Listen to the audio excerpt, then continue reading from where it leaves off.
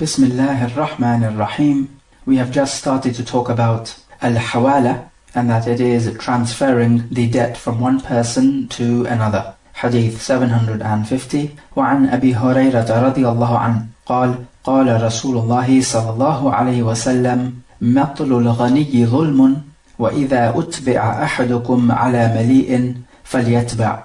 متفق عليه وفي رواية لأحمد ومن أحيل فليحتل.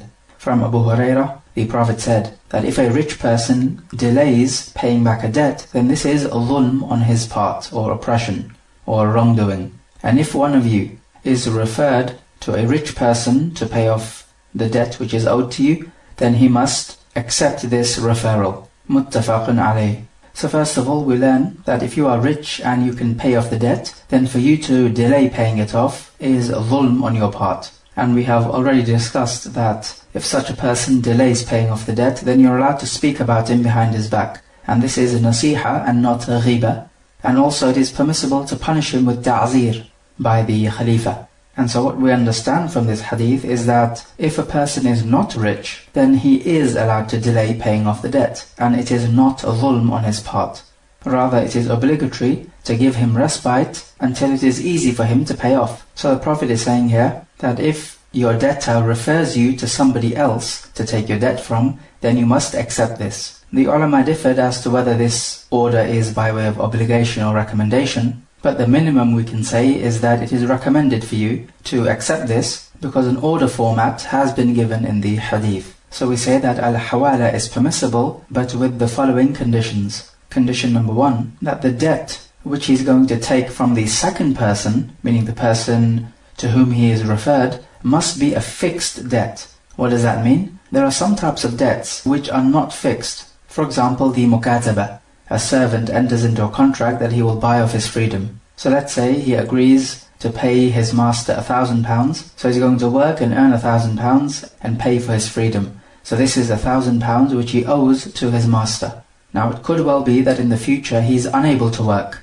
and hence unable to raise this money. So he returns to being a servant. And we find therefore that this debt which he owed of £1,000 is not fixed. Or for example, a debt of a renting contract. If somebody is renting out a house and is going to pay £1,000 for 1 month, it could be that the house is destroyed during this 1 month, and hence this debt of £1,000 does not need to be paid off because the house was destroyed by a natural calamity. So this debt is not fixed, as opposed to a fixed debt. For example, if you buy an item from someone and you're going to pay him later, then this is a fixed debt because the trade transaction has been concluded and we say that the trade is wajib, so you must fulfill it. Hence this is a fixed debt. So if person A is going to refer person B to person C to take back his debt, then the debt which person C owes person A must be a fixed debt. So this is one of the conditions.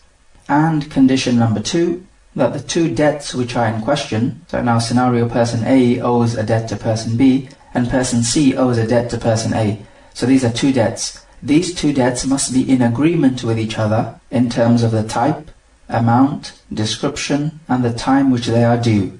So let's give examples for each. The type of debt must be the same. So if A owes B 100 sa of wheat and C owes A 100 sa of wheat as well, then this hawaala is permissible because the two types of debts are the same. So person A can refer person B to person C. But if person C owes person A 100 sa of dates, then this referral is impermissible because the two types of debts are of a different type. So we need to note that if A owes B 1 dirham and C owes A 1 dinar, then A is not allowed to refer B to C, because the whole point of the hawaala is that it is an act of kindness from person B, that he's not going to demand his debt from person A, he's going to go to person C and take back his debt. And this will make life easier for person A. But the point is, if he takes back other than what he was owed, meaning a different type of debt, then this actually becomes a trade transaction and not an act of kindness anymore. So it would be like swapping dirahim for dinanir, and this is definitely a trade. Likewise, if the two debts involved are dates and barley, these are two different types. Hence it does not become an act of dealing with someone with ease, rather it becomes a barter. when you exchange two items. Then secondly, the amount. Person A owes person B £10,000 and C owes A £10,000. So A can refer B to C. However, we say if it's the case that A owes B £100 and C owes A £80, then if A refers B to C, and so C takes back £80, then this would be permissible, because essentially what's happening here is that person B, instead of taking £100, which is what is owed to him, he takes back £80. So he's letting go of £20, and that's his right. But what is not permissible is that if person A owes person B £100 and person C owes person A £120 and person A refers B to C and B takes £120 from C, then clearly B is taking more than what is owed to him, and this is impermissible. B is not allowed to take more than what is owed to him, and in this case it is £100. Then thirdly, according to some scholars, the description also matters. So if the two types of debts are, let's say, dates, then we can have good quality dates and we can have poor quality dates. So some scholars say that the quality of the dates must be the same. But we say that this does not have to be a necessary condition, because if A owes B good quality dates and C owes A poor quality dates and A refers B to C, so therefore B would be taking the poor quality dates from C. Now if B agrees to this, then there is no problem. But if B does not agree to it, then he has the right to say, no, I'm not accepting this referral of yours. And the fourth point, according to some scholars, is that the two debts must be due at the same time. But we say no, this is not a condition, because if A owes B a debt which is due now, but C owes A a debt which is due, let's say, in 2 months' time, then we say, according to the correct opinion, that A can refer B to C. And so what would happen is that B would take his debt from C in 2 months' time, whereas ordinarily he would have taken his debt from A right now. And what this is that B is simply waiting a further 2 months to take back his debt. And this is something which he's allowed to do, of course. And it makes life easier for A. What about the other way around? Person A owes a debt to person B to be paid in 2 months' time, and he refers B to his own debtor, person C, who owes a debt to person A right now. We say this is permissible, so what's happening now is that whereas ordinarily B would have to wait 2 more months to take his money back, he is taking it back in advance now, 2 months earlier. And it is permissible to pay back your debt before its due date. So we say either way it is permissible, as long as person B is not taking back more than he should be taking. So if A owes B £100, then B is not allowed to take back more than £100 from C. He can take £100 or he can take less than £100, and that will just be him giving up on some of his rights, but he's not allowed to take back more than £100. So these are the conditions that you need to take note of. The hadith says that if you are referred to a mali, and a mali is translated to somebody who is rich, however we say that for a person to be mali, 3 conditions must apply, and they are as follows. Firstly, he is rich enough to pay the debt. Secondly, he is not going to delay in paying the debt. And thirdly, he is somebody whom if you have a dispute with, you can bring to a court, because not everyone you can bring to a court. For example, somebody who has political authority in the land, it may not be practical for you to bring him to a court. So in our scenario, if person B is referred to person C, if person B accepts this hawaala, and he is unaware that person C is in fact a poor person and will not be able to pay back the debt, then in a case like this, person B is allowed to return to person A and ask him to pay back the debt. But if person B knew that person C is a poor person, and person B did not make a stipulation that he is allowed to return to person A, then in this case, person B is not allowed to return to person A. And the reason is because person B knew that person C was a poor person, and despite this, he accepted the hawaala. So now he has to live with his decision. At the minimum, he should have stipulated that he should be able to return to person A if person C is unable to meet the payment of the debt. Should person A be forced to refer person B to person C? The answer is no. Al-hawaala can only take place with the goodwill of person A. What about person B? Is his contentment something to be considered? We say no. As long as person A refers person B to person C, then person B must accept this. And person B is not allowed to say, no, I'm not happy with this referral, unless he knows that person C is poor and will not be able to pay the debt. Then in this case, person B has every right to refuse. But most scholars say that in all cases it is not obligatory for person B to accept this hawaala, and that the order of the Prophet in the hadith is denoting recommendation and not obligation.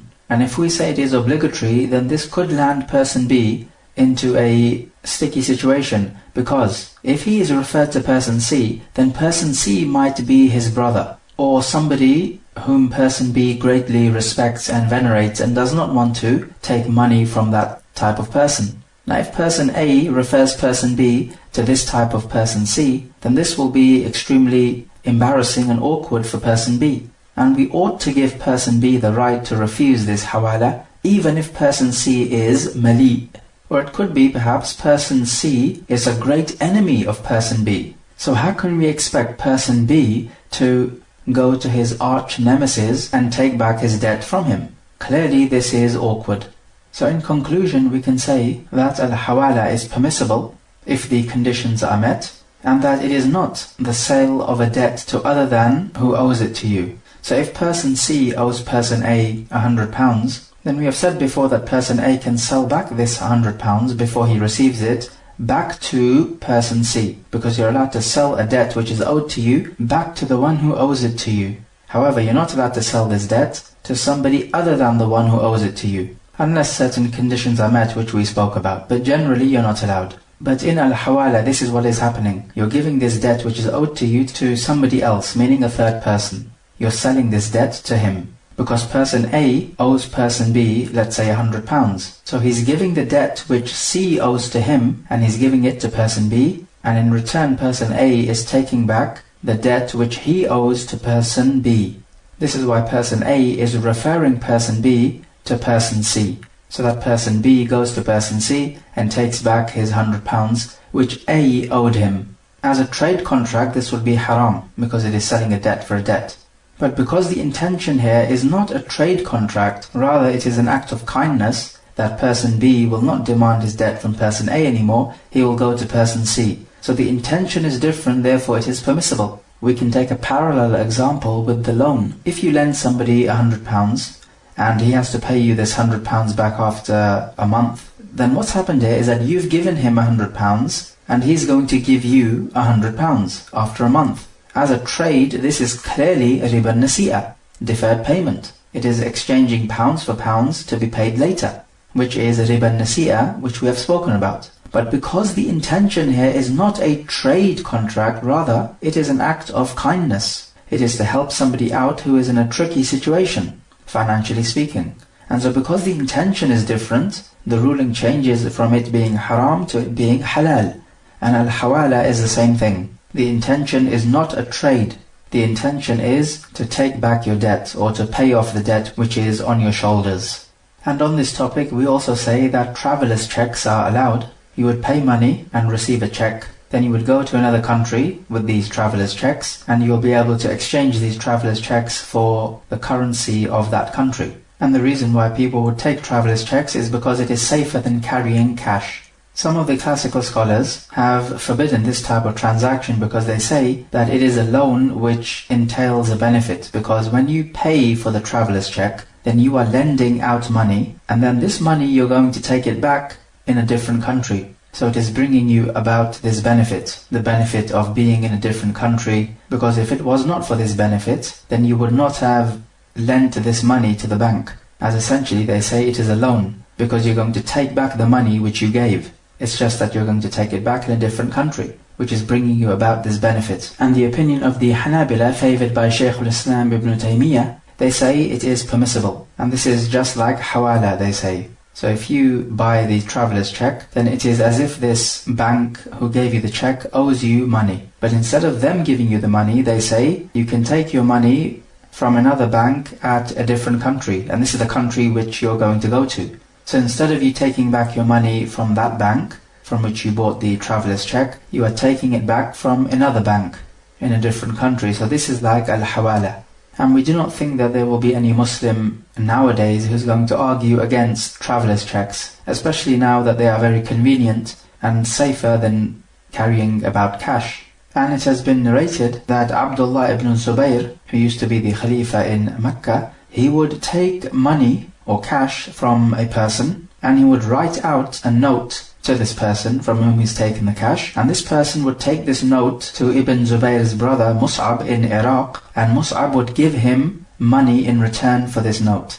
And the reason why the person would want to do this is because it is safer than carrying around cash, and traveller's checks now work in exactly the same way.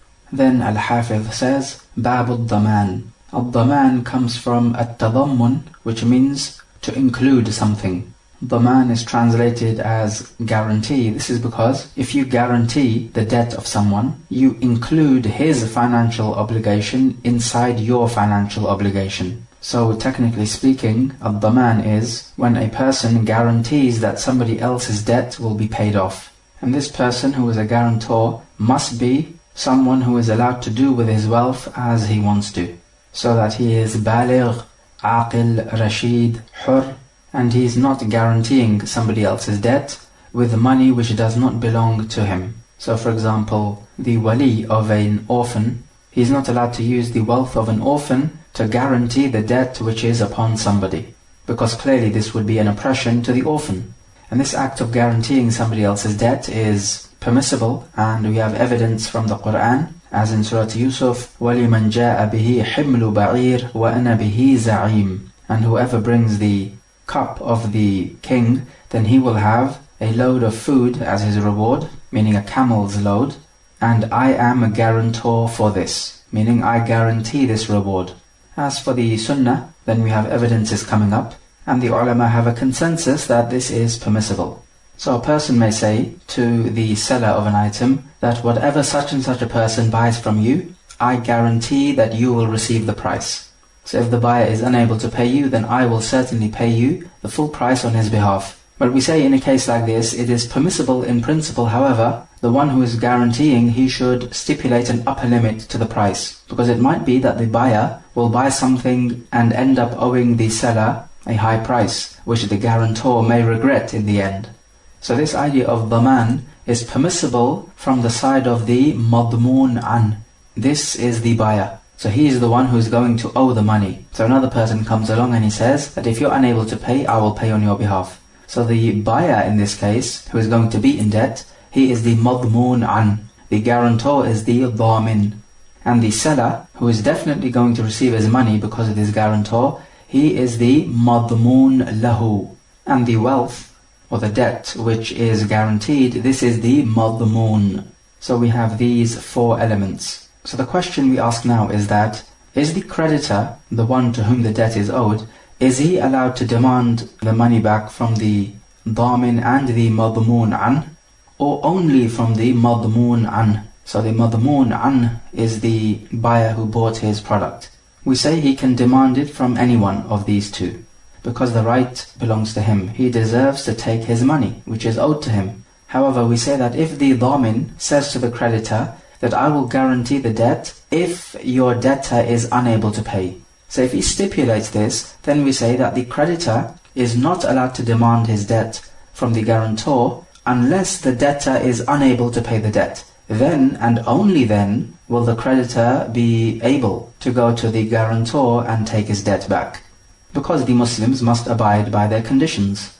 And from the scholars are those who say that this condition is not necessary, rather, in all cases, the creditor is not allowed to demand his money back from the guarantor unless the debtor is unable to pay the debt. Because the original ruling is that the creditor will demand his debt back from the debtor. So this is the first port of call. If this fails, then and only then is he allowed to go to the guarantor. And it appears in practical life this would be the most natural thing to do. Hadith 751. وعن جابر رضي الله عنه قال توفي رجل منا فغسلناه وحنطناه وكفناه ثم أتينا به إلى رسول الله صلى الله عليه وسلم فقلنا تصلي عليه فخطى خطا ثم قال أعليه دين فقلنا ديناران فانصرف فتحملهما أبو قتادة فأتيناه فقال أبو قتادة الديناران علي فقال رسول الله صلى الله عليه وسلم حق الغريم وبرئ منهما الميت قال نعم فصلى عليه. رواه أحمد وأبو داود والنسائي وصححه ابن حبان والحاكم.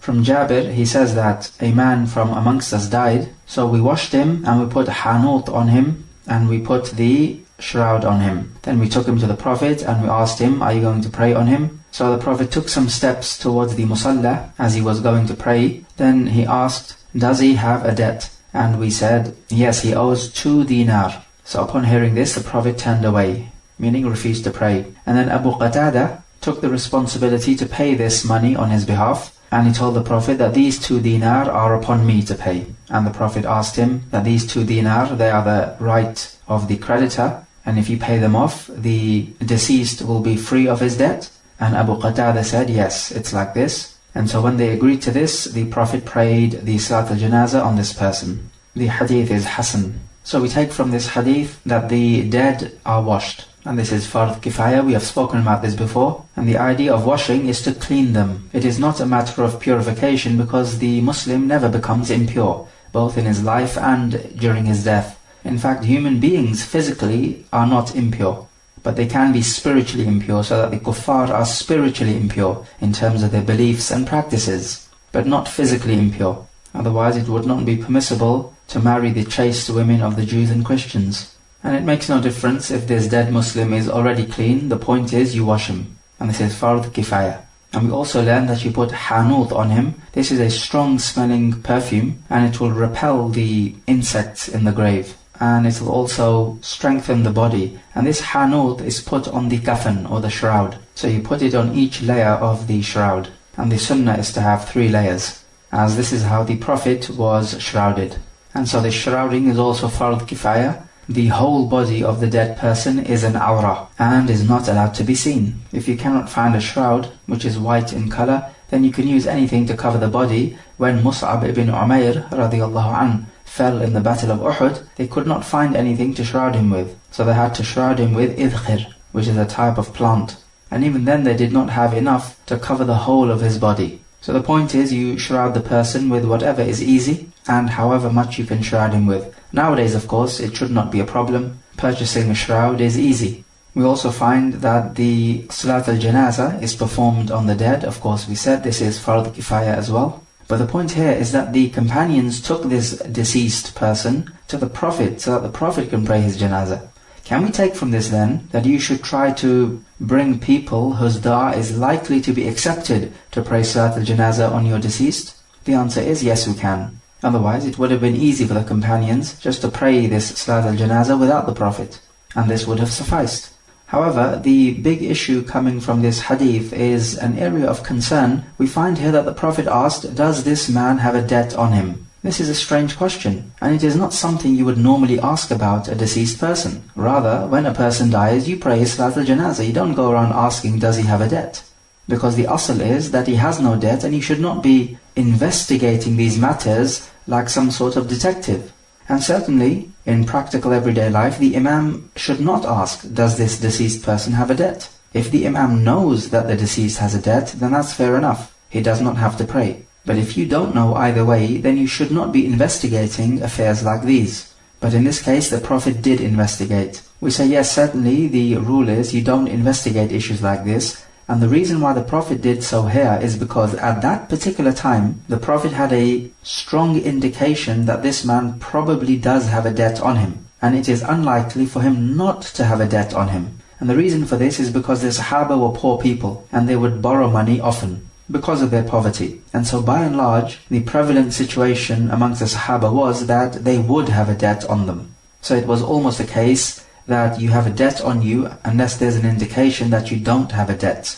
So it's only because of this strong indication that the Prophet asked. Otherwise you don't ask. Similarly, how some of the Sahaba came to the Prophet and they asked them that there are some people who have newly converted to Islam. They bring us some slaughtered meat and we don't know if they have mentioned the name of Allah during their slaughtering or not. And the Prophet told them, Sammu antum wa kulu. You say Bismillah and then eat it. So the point is, you don't investigate these affairs. Because the asl is that if a Muslim brings you meat, then it is halal, and you don't need to investigate the issue any further. Yes, it's true, if you have some evidence or a strong indication to the contrary, then you do need to investigate. Otherwise, the asl is that you don't investigate.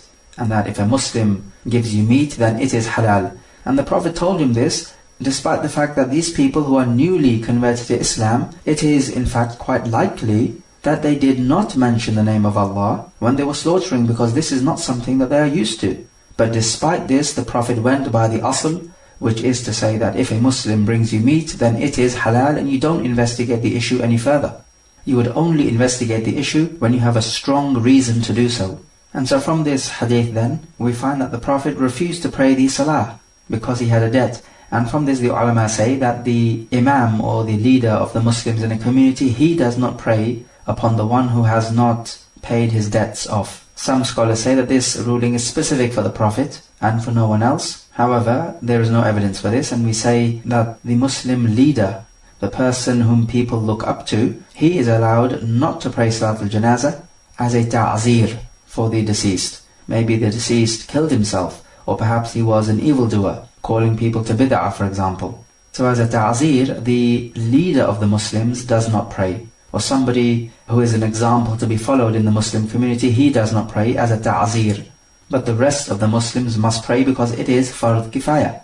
And the imam not praying is going to repel the other Muslims from following in these evil footsteps of the deceased. And from the hadith we take that it is permissible for somebody to pay off the debt of the deceased, just as it is permissible for him to pay off the debt on the other's behalf when he is alive. Is it permissible to act as a guarantor for a debt which you don't know the amount of? The answer is yes, it is. However, it is always better to stipulate an upper limit, that you will not guarantee any amount greater than such and such an amount. And the hadith illustrates to us the grave nature of a debt, in that the Prophet refused to pray Salat al-Janazah for this person. Imagine how deprived you are if the Prophet refuses to pray your Salat al-Janazah. This is the ultimate deprivation. And we also know about the debt that all the sins of a shaheed are expiated except the debt which he owes. And so it is obligatory then to have the debt of the deceased paid off from the wealth which he has left behind. And the Prophet said authentically in Sunan at-Tirmidhi, نَفْسُ الْمُؤْمِنِ مُعَلَّقَةٌ بِدَيْنِهِ حَتَّى يُقْضَى عَنْهُ, that the soul of a believer is hanging on his debt until it is paid off on his behalf. And this debt which he's talking about does not have to be a debt which he owes to another human being, rather it could be the debt in the Sharia. For example, a zakah which is to be paid off from his money. Or perhaps he made a vow to spend in charity, so this is a debt. Or perhaps he usurped some wealth, so this is a debt because the wealth must be returned to its rightful owner. The Hajj is also a debt. If he has not completed his fard Hajj, and he intended to do so in his life, then this is a debt upon him. If he has some obligatory fasting due on him, then this is also a debt. What happens in this case if a person dies and he's brought to the imam to pray the Salat al-Janazah, and this man was known not to pray his 5 times prayers? In this case, does the imam ask the people, was this a person who used to pray his 5 times? We say the imam is allowed to ask this because the deceased here is known not to pray 5 times a day. So here the imam is asking for confirmation. And when he receives this confirmation, he does not pray the Salat al-Janazah. In fact, it would be haram to do so because this person is a kafir, the one who does not pray any prayers whatsoever, meaning completely abandons the prayer, so 0 prayers a day. Then he should be buried not in the Muslim cemetery but somewhere else. However, if this is just a normal Muslim, then the imam is not allowed to ask, did he used to pray 5 times a day? Because the asl is, yes, he did used to pray 5 times a day. So you don't investigate the issue anymore, and you just pray the Salat al-Janazah over him. Some people may ask, but is it not an embarrassing situation for the family of the deceased if the imam asks, did he used to pray 5 times a day? And then he receives the confirmation that he did not used to pray 5 times a day? We say certainly this is an embarrassing situation. How embarrassing for the family that the imam orders that the Salat al-Janazah for this person should not be prayed, and that he should not even be buried in a Muslim cemetery. This is incredibly embarrassing. However, the benefits outweigh the embarrassment, and the benefits are that it will repel the other Muslims from following his evil footsteps. One might ask here, but did the Prophet not die and he had a debt which he owed? because he bought some food from a Yahudi and he owed him some money. So the Prophet died when he had a debt owing upon him. We say no, he didn't, because he gave his chainmail to this Yahudi as a rahan, which basically means that the Yahudi can sell this rahan and recover his price. So the Prophet did not have a debt when he died. Question: is the contentment of the dhamin or the guarantor something to be considered? The answer is yes, so that a person can never be forced to be a guarantor of somebody else's debt. However, the contentment of the other two people is not a condition. What about things which are borrowed? So let's say a person borrows another person's car. So A borrows the car of person B. Can person C come along and say that I will guarantee this car so that person A will definitely return the car to person B? And if he doesn't, then I will make sure that person B receives his car back. And the answer is no, because these borrowed items are an amana, or a trust. And what this basically means is that if this car, or whatever the amana is destroyed by a natural calamity, so through no fault of the one who is borrowing it, then the one who borrowed this car is not a guarantor. So he does not need to pay back for anything, because it was not his fault that the car was destroyed. However, if person A, who borrowed the car, was guilty of at-ta'addi or at-tafriq, then and only then is he a guarantor. So with ta'addi, he did something with the car that he is not supposed to do, which led to the destruction of the car. And with tafriq, he did not do something which he is supposed to do, which led to the destruction of the car. So in a case like this, person A is a guarantor. Hence we could say that person C will come along and say that if person A is guilty of a ta'addi or a tafriq, then I will guarantee this car for you. He says this to person B. That would be allowed. But in normal circumstances, when you lend something, then it is an amana with the borrower. So if it is destroyed through no fault of the borrower, then the borrower does not owe you anything. What about stolen items or usurped items? We say yes, a person can stand as a guarantor for the return of these items. So for example, person A steals person B's watch. Person B chases after him and catches him, and he says, you better give me back this watch. And person A says, I don't have it with me right now, I'll have to go to my house and fetch it for you. Person B says, no, I don't trust you, I'm taking you to the prison. So person C comes along and he says, okay, allow person A to go to his house and fetch this watch for you. If in the case that he runs away and does not bring you the watch, I will guarantee you that you receive your watch back, or at least the money for your watch. So person C now stands as a guarantor. We say this is permissible, and it is definitely in the interest of person B, to whom the right belongs. What about this situation? A person agrees to buy a watch from the seller, but he says, before I pay you, I'd like to take this watch back to my family to show them. If they agree to this purchase, then I will buy it. If not, then I will return it. And the seller says, okay, then go ahead. So as this buyer goes back to his family, the watch is destroyed through natural causes or through no fault of the actual buyer himself. Maybe somebody comes and attacks him and damages the watch. So you cannot say this is the fault of the buyer who is taking the watch to his house. In a case like this, is the buyer a guarantor for the watch? So does he owe the money to the seller? The answer to this is no, he doesn't. Because this watch in the hand of this buyer is an amana. And the reason why it's an amana is because the seller allowed the buyer to take this watch. And as soon as the seller allows the buyer to take this watch, it becomes an amana in the hand of the buyer, because the seller has entrusted this buyer. Which means this: if the watch is destroyed through no fault of the buyer, then he is not a guarantor. But if it is destroyed through at-ta'addi or at-tafriq from the buyer or the potential buyer, then he does guarantee the watch. So he owes the price. So let's take this situation then. The buyer comes to the seller and he says, I'll buy this watch, but first I must take it to my family and show them to see if they will agree with this watch or not. The seller says, no, I don't trust you. You might not come back with the watch, or it might be broken, or whatever. The point is, I don't trust you, you're not allowed to take it to your family.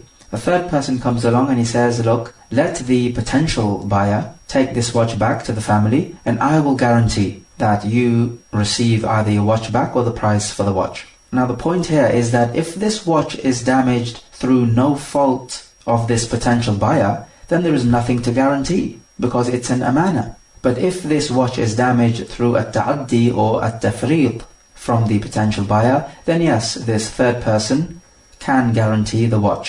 So you need to pay attention to this scenario. So it's not always the case that the guarantor will actually be a guarantor.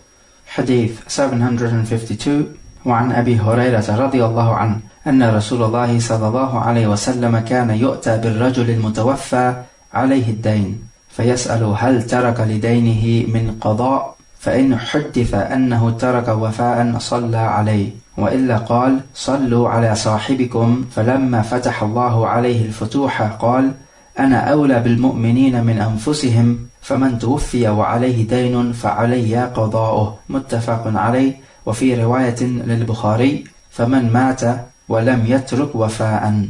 From Abu Huraira, he said that a person who is deceased would be brought to the Prophet, and this person would have a debt upon him. And the Prophet would ask, has he left anything to fulfill his debt? If the people told him no, he did not leave anything, then the Prophet would not pray Salat al-Janazah for this person. Rather he would say, pray for your companion. Then afterwards, when Allah conquered the lands for the Prophet said, I am closer to the believers than their own selves. So whoever dies and he has a debt, then it is upon me to pay it off on his behalf. Muttafaqun alayh. And in the wording of Al-Bukhari, whoever dies and he does not leave enough money to pay off his debt. So in this hadith we learn that the Prophet is asking, has he left enough money to pay off the debt? In the previous hadith he asked, did he have a debt? So these are two different questions. And then we also learn about the third phase, which is when the lands were conquered and the war booty came in, the Muslims had wealth. And so in this case, if somebody did not leave enough money to pay off the debt, the Prophet would pay the debt on his behalf. And this is where the Prophet says, I am closer to the believers than their own selves. Meaning to say, the Prophet is more concerned about the affairs of the believers than they are themselves. This is how much the Prophet is concerned about the affairs of the believers. As Allah Jalla wa Ala says in Surah At-Tawbah, لَقَدْ جَاءَكُمْ رَسُولٌ مِّنْ أَنفُسِكُمْ عَزِيزٌ عَلَيْهِ مَا عَنِتُّمْ حَرِيصٌ عَلَيْكُمْ بِالْمُؤْمِنِينَ رَؤُوفٌ رَحِيمٌ. Verily there has come to you a messenger from amongst yourselves. It grieves him that you should suffer any injury or difficulty. He is anxious over you to be rightly guided and to be saved. And for the believers he is full of pity and he is fully merciful. So we can see that this is the way that Allah describes the Prophet to us. So a person of this description, how can we not love him more than our own selves? We take from this hadith that you should ask somebody whose dua is likely to be accepted to pray the Salat al-Janazah for your deceased, just as the companions would do here with the Prophet. And also it is permissible to delay the Salat al-Janazah for a little while so that more people can come in and join the prayer. Because the larger the gathering for the Salat al-Janazah, the better. But as for waiting for the relatives to come over from another country, then this is impermissible. Because this type of delay is far too long and is unnecessary. And actually you'll be doing wrong to the dead person, because if the deceased is a righteous person, then you're delaying in putting him in his grave. And his grave will be one of the gardens of Jannah for him. So how can you delay this for the deceased? This is clearly an oppression. And the only type of people who will perform an oppressive action like this are those who don't truly have a certainty in the hereafter. They do not truly believe that this grave will be one of the gardens of Jannah for the righteous person. And that's the only thing which is preventing them from hurrying this person along to his grave. And we find from this hadith that after the conquests and the Muslims becoming richer because of the war booty, the Prophet would pray Salat al-Janazah over the person who did not have enough money to pay back the debts. And this is because the Prophet himself would pay back the debt on behalf of the deceased. And we take from this hadith that the Salat al-Janazah is fard kifaya, as the Prophet ordered the people, pray for your companion. But he himself would not pray. So therefore it cannot be fardu ayn. The scholars have differed. The Prophet says that he will pay on behalf of the deceased. They differed, is he performing this action out of his good character? Or is he performing this action because it's an obligation for the Islamic ruler? And the answer is that it is because of both, his good character and is because an obligation for the ruler. And we say it's an obligation for the ruler if there is enough money in the treasury or the Baytul Mal. If there is not enough money, then the money of the Baytul Mal needs to be spent on public benefit, not just individual benefits, like paying off debts of a particular deceased person. However, the debt of the deceased must not be paid off from the zakah money, and this is impermissible, as the zakah was made obligatory in the second year, and the Prophet would not pay off the debt of the deceased person from the wealth of the zakah. And the only case where we might say that it is permissible to pay off the debt of the deceased from the zakah money is in a case where we do not find any living people entitled for this zakah money which we have. So in a case like this, it could be argued that it's permissible to pay the debt of the deceased from the zakah money. And with regards to the Baytul Mal, what is obligatory upon it from the debts and the blood money, number one, somebody who dies from the Muslims and he has a debt upon him and not enough money left behind to pay off the debt, or perhaps he has blood money to pay and he dies without leaving enough money to pay this blood money, then the Baytul Mal pays on his behalf. And this is what we have just been discussing. Number two, if a person accidentally kills another person, and so his male inheritors from the father's side must pay the blood money on his behalf, but they are poor and cannot do so. So in this case, the Baytul Mal will pay off the blood money. Number three, if somebody dies and his killer is unknown. For example, during the Hajj season, people might be crushed to death, and this is clearly an accidental killing, and the killer is unknown. So in this case, the blood money comes from the Baytul Mal, because no Muslim is allowed to die in any circumstances and his death just goes in vain. No, rather, blood money at minimum must be paid. And fourthly, when we have a case of al-qasama and the inheritors of the killed person refuse to take 50 oaths that the person they suspected of the murder murdered their relative. So in a case like this, the blood money is taken from the Baytul Mal, because if it is not, then the Muslim has died in vain, without any blood money being paid off for him.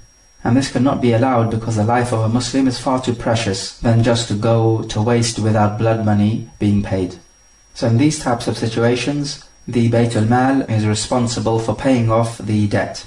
Let's move on to Babul Kaffala. And Kafala is when you are obligated to something. And in the Sharia, it is when a person who knows how to spend his wealth wisely enters into a contract where he says that he will bring the debtor to the creditor when the payment date for the debt arrives. So if A owes B a debt to be paid after a month, C comes along and he says, when the due date arrives, I will bring person A to you so that he can pay off the debt. So person C is the kafeel. So we can see that the kafala is similar to the daman. And al-kafala is permissible from the Quran and the Sunnah and the Ijma'. In Surah Yusuf, Ya'qub alayhi salam told his sons, لن أرسله معكم حتى تؤتوني موثقا من الله لتأتنني به إلا أن يحاط بكم. I will not send him with you, meaning Binyamin, until you give me a promise that you will bring him to me, except if you are surrounded by enemies. So Ya'qub wanted his sons to be a kafeel, somebody who will guarantee that he will bring the person to him. Al-kafala, just like al-daman, cannot take place except by the one who is able to do with his wealth as he wants to, so that he is baligh, aqil, rashid and hur. And we spoke about these attributes before. So that a mad person or a foolish person or a child or a servant cannot be a damin nor a kafeel. Hadith 753. وعن عمرو بن شعيب عن أبيه عن جده رضي الله عنهم قال قال رسول الله صلى الله عليه وسلم لا كفالة في حد. رواه البيهقي بإسناد ضعيف. From Amr ibn Shu'aib, the Prophet is reported to have said, there is no kafala in the had punishments. The hadith is da'if. So this narration is talking about an essential point when it comes to al-kafala. With al-kafala, then it certainly applies to financial rights. So the kafeel says to the creditor, I will bring your debtor to you when the date comes to pay back the debt. If this kafeel is unable to bring the debtor to the creditor, then the creditor is now able to take his money from the kafeel instead of the original debtor. But what about had punishments? So if somebody stole and his hand is to be cut off, but he says, hang on a minute, just give me some time, I need to go back home and sort out a few affairs. And the ruler says, no, I don't trust you, your hand is to be cut off right now. So can a third person, a kafeel, come along and say, let him go to his house and I will be a kafeel. In that, I will guarantee that I will bring him to you after he finishes his work in the house. Some scholars say no. this is impermissible for had punishments. Because if he is unable to bring the guilty party, then the imam is not able to cut off the hand of the kafeel. You cannot replace this. Whereas when it comes to financial matters, then you can stand as a guarantor, as we have just seen. Or what about this scenario? A man has multiple wives, and one of the wives says, "You are not treating me equally with the other wives, so I'm going to take you to court and dissolve this marriage." And the man says, "Okay, but give me some respite." The woman says, "No, I'm not going to give you any respite, I'm taking you to court now." In a case like this, can a third person, another man, come along and say, "Look, give him some respite, and I will guarantee that I will bring him to you"? Some scholars would say in a case like this it is impermissible, because in the case where the kafeel is not able to bring the husband to the wife, then the wife will not be able to take her rights from the kafeel, because the kafeel clearly is not the husband of this wife. So they would say that kafala is impermissible in a case like this. However, some scholars say that even in cases like these, al-kafala is permissible, because the point is that it is not necessary that if the kafeel is unable to bring the person to the creditor, or the one to whom the right belongs, that the creditor should take his rights from the kafeel. This is not necessary. They say that the point about the kafala is that this kafeel is going to guarantee that he will bring the debtor to the creditor. And it could be the case that in a had punishment situation, the kafeel is somebody with authority, so it is more than likely that he will be able to bring this person to the ruler. And also there's another benefit, that it will put the heart of the one to whom the right belongs at ease and at rest. And as for this hadith, which clearly states that the kafala is not allowed in had punishments, then it is weak, so we do not take from it. And we say about the kafala what we said about the dhaman, that the contentment of the kafeel is to be considered only. So nobody can be forced to be a kafeel. In the case where the makfool dies, so this is the person who will be brought to the creditor, then we say in this case the kafeel has no obligation upon him, because the makfool is dead. And more importantly, the kafeel does not need to pay the debt of the makfool. And this is the difference between the kafeel and the dhamin, because in the case of dhaman, if the debtor dies, then the creditor can demand his debt from the dhamin, but not so with the kafeel, because kafala is when you bring the actual person to the creditor. Okay, let's take some review questions. So question number 1. We gave the conditions for the hawaala to be correct, and there were 3 in total. Recall them, and also state the 3 qualities of a mali. Question number 2. State what dhaman is and its 4 pillars which comprise this whole scenario of dhaman. Question number 3. Give the detail here. Is it permissible to ask whether a deceased person owes a debt, or indeed whether the deceased person used to pray his 5 times a day? Question number 4. Explain what al-kafala is, and then explain whether it is possible to have a kafala in a had punishment situation or even a divorce situation.